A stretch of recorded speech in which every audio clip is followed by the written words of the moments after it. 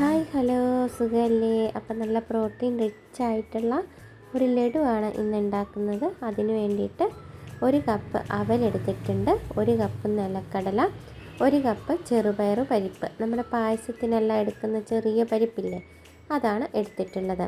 അപ്പം വളരെ ഹെൽത്തി ആയിട്ടുള്ള ഒരു ലഡുവാണ് ഇത് ഉണ്ടാക്കാനായിട്ട്. ഒരു പാൻ വെച്ചിട്ട് ചൂടായതിന് ശേഷം അതിനകത്തേക്ക് 1 കപ്പ് പരിപ്പ് ചേർത്ത് കൊടുക്കാം. പരിപ്പ് നന്നായിട്ട് ഒന്ന് കളറ് മാറുന്നത് വരെ ഒന്ന് വറുത്തെടുക്കണം. അതിനുശേഷം അവിലും അതേപോലെ തന്നെ വറുത്തെടുക്കാം.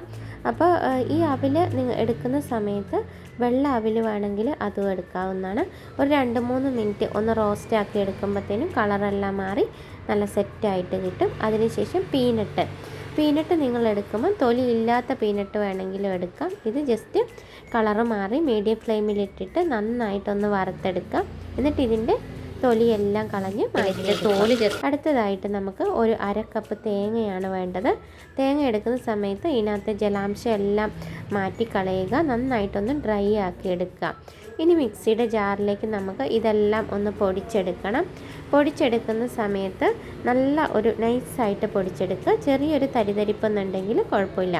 ആദ്യം തന്നെ നമുക്ക് പരിപ്പിട്ട് കൊടുക്കാം. അതിനുശേഷം അവിലിട്ടിട്ട് അതും എല്ലാം ഒന്ന് പൊടിച്ചെടുക്കുക. എല്ലാം ഒരുമിച്ച് തന്നെ പൊടിച്ചെടുത്തോളൂ, ഒരു കുഴപ്പമില്ല.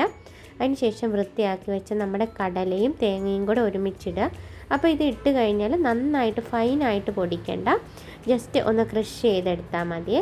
ഇനി നമുക്ക് വെള്ളം ഒന്ന് ഒരുക്കിയെടുക്കാം. ഈ വലിപ്പത്തിലുള്ള ഒരു 400 ഗ്രാം ഉണ്ട്. ഇത് ഒരു 4 അച്ച് ശർക്കരയാണ് എടുത്തിട്ടുള്ളത്. ഇത് 2 കപ്പ് വെള്ളം ഒഴിച്ചിട്ട് നന്നായിട്ട് ഒന്ന് അരിച്ചെടുത്തതിന് ശേഷം ഒരു പാനിലേക്ക് ഇത് ചേർത്ത് കൊടുക്കാം. ഇനി നന്നായിട്ട് ഇത് ചൂടായതിന് ശേഷം ഇതിനകത്തേക്ക് ലോ ഫ്ലെയിമിലിട്ടതിന് ശേഷം പൊടികളെല്ലാം ചേർത്ത് കൊടുക്കുക.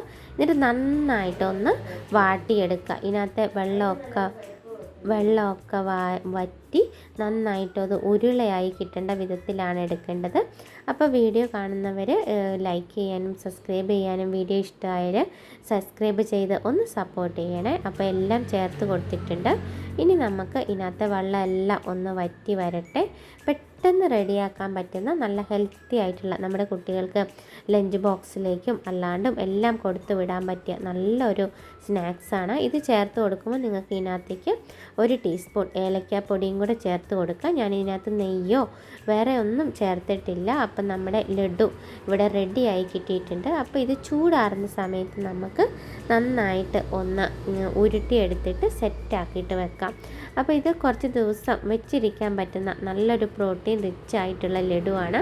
എല്ലാവരും ഉണ്ടാക്കി നോക്കിയിട്ട് അഭിപ്രായങ്ങളൊക്കെ അറിയിക്കുക. നല്ലൊരു വീഡിയോ ആയിട്ട് നമുക്ക് വീണ്ടും കാണാം. അപ്പോൾ ഇത് ഉരുട്ടിയെടുക്കാനായിട്ട് വേറെ പ്രയാസമൊന്നുമില്ല. ഞാനൊന്ന് ഇതുപോലെ ഒന്ന് ഉരുട്ടിയെടുത്തിട്ടുണ്ട്. ബാക്കിയെല്ലാം ഉരുട്ടിയെടുത്തിട്ട് വരാം. അപ്പോൾ എല്ലാവരും ഉണ്ടാക്കി നോക്കിയിട്ട് അഭിപ്രായങ്ങളൊക്കെ അറിയിക്കുക. മറ്റൊരു വീഡിയോ ആയിട്ട് വീണ്ടും കാണാം.